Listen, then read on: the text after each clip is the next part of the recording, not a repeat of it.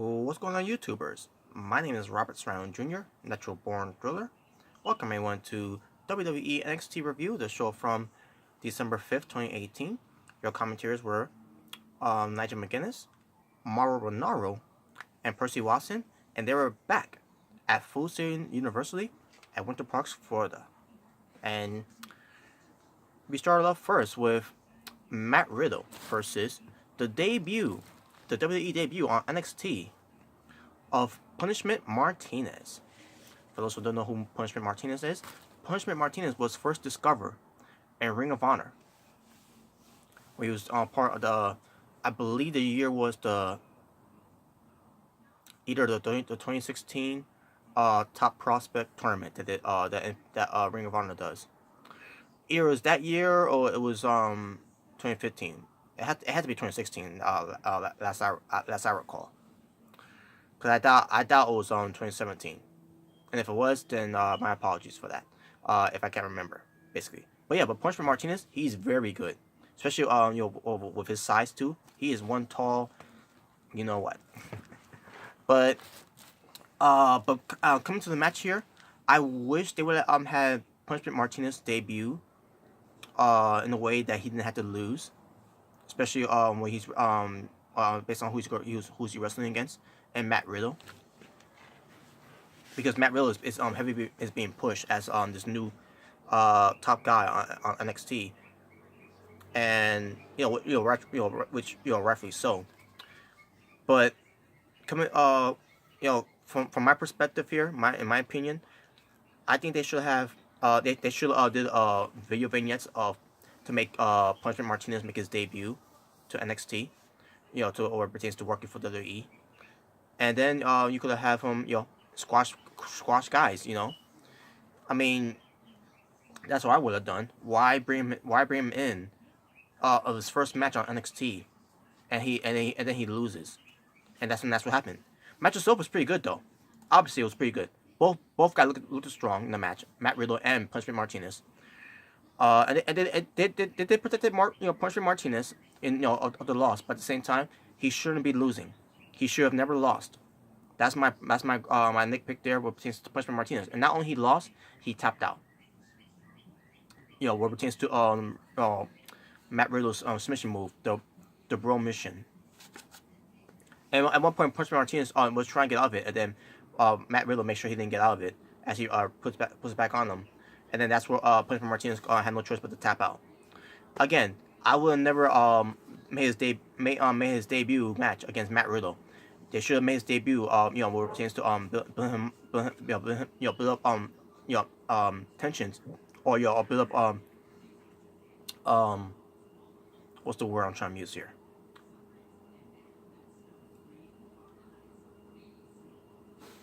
Build up hype, something like that. I'm trying to remember what word to use, but get people hype up where they can't wait to see Punishment Martinez to make his debut on NXT and destroy guys.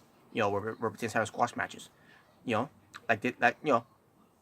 Or they, in the way they could have done with like what it what year that was. I think it was 2015. I think it was 2015 when they have Baron Corbin wrestle against CJ Parker. And Baron Corbin, they didn't do any highlights. They didn't do any vignettes of his debut. They just brought him in as Baron Corbin, a guy looked like who you thought they was gonna feed to CJ Parker, and then all of a sudden Baron Corbin ends up beating him in seconds, and not only beating him but destroying him in the match. And that's how I would have felt like if they would have done that with Punishment Martinez. Have him come in and and wrestle some regular jobber who makes his entrance, whatever, and face Punishment Martinez, and Punishment Martinez could do some about three to four moves and then win the match. But no, that's not what they did. And what they did instead, they allowed him to wrestle against Matt Riddle. Match, like I said before, the match was good, but Punishment Martinez already come into the WWE, and already he loses his first match. But after the match, Matt Riddle was given the leave. He's celebrating and all that. Cassius Ohno comes out of nowhere and just knocks him out with the I believe with the tornado kick, I believe, or I believe it was the forearm, the knockout blow basically, and basically knocks him off the stage and all that. And there you go. The feud still continues with Cassius Ohno and Matt Riddle, and that's basically it. Ricochet is being interviewed with with a couple of reporters about. I think it was a reporter or reporters about he's a highlight reel, and he's been winning a lot of takeover matches. He's been undefeated in takeover matches. He's become the NXT the NXT North American champion. He's also he talks about how he wants to defend his title against anyone that's willing to accept this challenge, and sure enough, when Rico made that announcement on Twitter that it's gonna happen. Ricochet is gonna wrestle against whoever accepts this challenge to step up to the plate and face the champion for the championship, and I can't wait to see how that turns out now. We get a video package of the Heavy Machinery. They talk about how they're the best tag team and they've been on a roll for the last 6 months, and they want a shot at the NXT Tag Team Championships. And obviously the ones who are the tag team champions are Undisputed Era, which is Kyle O'Reilly and Roderick Strong. So can't wait to see how that turns out. And I thought to myself that the War Raiders was going to be up next in line, but apparently that wasn't the case at all. But I'll get to them momentarily. War Regal, he was on Twitter. He was tweeting about these 4 women are gonna be in a number one contendership match, I believe, and so far we see they show us a match between Bianca Belair defeating Deonna Purrazzo to qualify to the Fatal 4-Way match, where whoever's in this Fatal 4-Way match is going to fight for the number one contendership against the NXT Women's Champion, whoever wins that match. And Bianca Belair, because she won the first match against Deonna Purrazzo, she's the first one in the match to qualify for the Fatal 4-Way match. And who the other 3 women is going to be joining Bianca Belair, I don't know yet, but I can't wait to see how that turns out. That's all I gotta say from there. But yeah, I'm glad that Bianca Belair is in the match though. Now all we need to see now is who's the other 3 women that's gonna be in that 4-Way match. Humberto Calorino, I think that's how you say his last name. He teams up with Raul Mendoza versus the Forgotten Sons, which is Steve Cutler, and Wesley Blake, and they will be accompanied by Raxon, and Vesey, formerly known as Gunner, from for those who used to watch TNA, when he was there. Match itself was pretty good, back and forth, tag team action. In the end, the Forgotten Sons wins the match to, and that's another thing too. They call the Forgotten Sons, and yet some people just forgot all about them because they haven't been on TV for that much. But at the same time, they also been on house shows too. But other than that, the Forgotten Sons need to be remembered more on NXT TV basically. So, but yeah, anyway, they won the match though. It was a good match too. So yeah, I enjoyed the match for what it was. Kathy Kelly interviews the Velveteen Dream. The Velveteen Dream talks about how people are talking about him, the internet is talking about him, the locker room is talking about him, even Triple H is talking about him. He says something about Dream Over, and then he says, "What's next?" And then Kathy Kelly says to him, "What's next for the Velveteen Dream?" And he says, "Leaving Kathy Kelly," because he's done with the interview. Whatever. Undisputed Era, they were in some kind of truck because they didn't want to be ambushed like the last time. So basically the current promo, and obviously it's about EC3, basically what we're seeing to Bobby Fish, accepting that challenge, I believe. And he shows a steel chair, to remind her of what he did to EC3. And then it talks about War Raiders, how they took care of War Raiders, how they took care of them at War Games too. And now they're going to set the sights on Heavy Machinery, and I guess it's right there from there. It's been confirmed, and then that's undisputed. It's their era and it's undisputed. And speaking of War Raiders, so it's been confirmed Hampson has suffered multiple injuries in the match from War Games.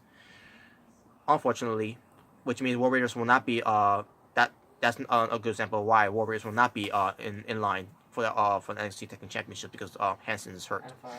So whatever's going on with Hansen, hopefully he'll come back. Hopefully it's not too seriously, but maybe Warriors will get what they deserve. Come close to WrestleMania weekend for Takeover. So we'll see how that turns out. Dakota Kai versus Shayna Baszler, and she's being covered by Marina Safari and Jessica Manduke. So yeah, Dakota Kai goes up against Shayna Baszler, and pretty good match. These two women were laying it in on each other in the match. And then in the end, Shayna Baszler gets the win at the end of the day. She taps out Dakota Kai in the Karakula clutch. After the match, Shayna Baszler, Marina Shafir, and Jessica Manduke, they basically beat down on Dakota Kai. And then Io Shirai comes out for the save. And there you go. And by the way, there was no Kairi Sane because Kairi Sane has suffered some kind of infection. I don't remember what kind of infection that she suffered from. But she don't want basically it's for the safety of the other wrestlers NXT. So and anyone knows that's involved in NXT. So whatever Kairi Sane is going through right now, hope she'll get that over with. So and it's unfortunate too, by the way. Where infection she had right now, it's not a lot of wrestlers begin these infections, but some infections are a serious case. But this one, I don't think it's that serious. But with Kairi Sane, but she'll be gone for. They said for just 4 weeks, just 4 weeks. I'm not saying 4 weeks. I'm like just for a couple, like a few or a couple of weeks, something like that. So we'll see. We get a video vignette of your package for Donovan Dijak, who is known as Chris Dijak, but now he's going by a new name here by Dijak Ovic. I think that's how you say it. But yeah, it's him, training, heavy bags and everything, and then he wants everyone to feast your eyes, because that's his. That obviously the feast your eyes is it's not just gonna be his catchphrase. It's also his finishing move too. It's like a GTS, but he does it in a way that it looks so unique. If you've never seen him in Ring of Honor before, that's where you can see how he does his feast your eyes move. And Dalvin Dijak, who's a big guy too, like a Punishment Martinez, and he's very good too, just like a Punishment Martinez. So we're gonna be seeing this video vignettes of Dijakovic. That's his new name now. So, and I'm looking forward to see what future hosts will for him on NXT. Now we get to the main event slot. The NXT champion Tommaso Ciampa addresses about everything that's going on with him, what pertains to him, being successful in Takeover, and he's the NXT MVP because of that. And also what pertains to him wrestling at Takeovers, talking about how he ended the fairy tale of John Gargano. He ended the mystique of Aleister Black, and he ended the dream that he makes the dream turn into a nightmare of the Velveteen Dream. And he talks about how people refuse to believe in him, still refuse to believe the hype, still refuse to believe the potential, still to refuse to believe that Tommaso Ciampa is one of the so-called greatest sports entertainers of all time. That's what he's saying. And he says, so he said, you don't believe in me, to someone in the crowd, and he particularly points to that old lady that he's been dealing with for months now. He's like, you don't believe in me, and he calls out Mauro Ranallo from commentary, saying, not even you, Mauro Ranallo, the voice of NXT, don't believe in me, And he says, but Mamma Mia, he is the NXT champion and all that. And he's had a great 2018, and he said in 2019 it's going to be another great year for him too. and then Aleister Black comes out to interrupt him. So then Aleister Black talks about how takeover he took care of Johnny Gargano, and he's going to NXT for the NXT Championship, and that obviously Tommaso Ciampa is the NXT champion, and he's going to take care of that sin of him of Tommaso Ciampa. He's going to have the right to fight for the and he basically he said he has the right to fight for the championship because he never got the opportunity to fight for the title from Takeover on Brooklyn 4. And then Johnny Gargano comes out and says that he wants a rematch against and also you have Tommaso Ciampa egging on they should have a rematch and everything, how they tell each other apart and all that. And they should have a rematch, and it's because it's not over. He says it's over when Johnny Gargano says it's over. So it was suggested by Tommaso Ciampa they should fight in the steel cage, and then Gargano hearing the fans they saying that they want it, and he gives it to him, and also Black accepts it too. And then he said says something about a parking lot and all that, and then Gargano says to Aleister Black, said how that turned out for you, and then also Aleister Black also trying to give him the black mask, but Gargano gets out of the way, and then and while this all going on, Ciampa was on the apron, by the way, while this all this going on between this whole exchange between Gargano and Black, and then also Black out of nowhere gives a black mask to Ciampa to end the show, and there you go. And that was NXT from December 5th, 2018. Talking about wrestling for NXT was 3 matches. And my overall rating for the show, this show deserves an 8.5 out of 10, unlike 205 Live. Just saying. And with that being said, thank you all for watching. If this is your first time watching me, my name is Robert Serrano Jr., Natural Born Thriller. Please subscribe if you haven't done so right now. If you enjoyed this review, thumbs up or thumbs down, whatever you prefer. And with that being said, thank you all for watching. Thank you. I'll see you all next time for my next NXT review. But for now, peace on the streets.